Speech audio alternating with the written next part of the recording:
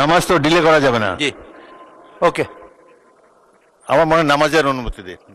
নামাজের এই বিলের জন্য নামাজ ক্যানট ওয়েট। যেহেতু আজান দিয়েছে আর এরপরও দুইটা বিল আছে, আমরা এই ফার্স্ট সেশনে আমরা পাশ করতে চেয়েছিলাম, তো মাননীয় বিরোধী দলীয় সম্মানিত নেতা না নামাজের পরে করে মাননীয় বিরোধী দলীয় নেতা বলেছেন তারা পড়ার সময় পাননি, কাজে এই নেক্সট সেশনে আমরা পাশ করবো। মানে আমি আমি অনুরোধ করতে চাই যে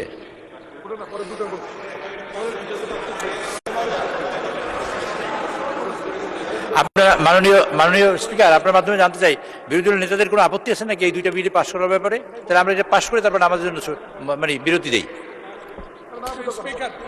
দুইটা বিল আছে এখনো ভাই, সেইটা পাশ করার জন্য মাননীয় স্পিকার আপনি যদি অনুমতি দেন আর বিরোধী দলের নেতৃবৃন্দ যদি বলেন তাহলে এই দুইটা বিল পাশ করে আমরা নামাজের জন্য যাই।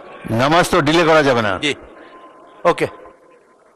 আমার মনে হয় নামাজের অনুমতি দিন। নামাজের এই বিলের জন্য নামাজ ক্যানট ওয়েট। মাননীয় সদস্যবৃন্দ, সংসদের বৈঠক বেলা 3টা পর্যন্ত বিরতি দেওয়া হলো। 3:30 কথা ছিল 3টা।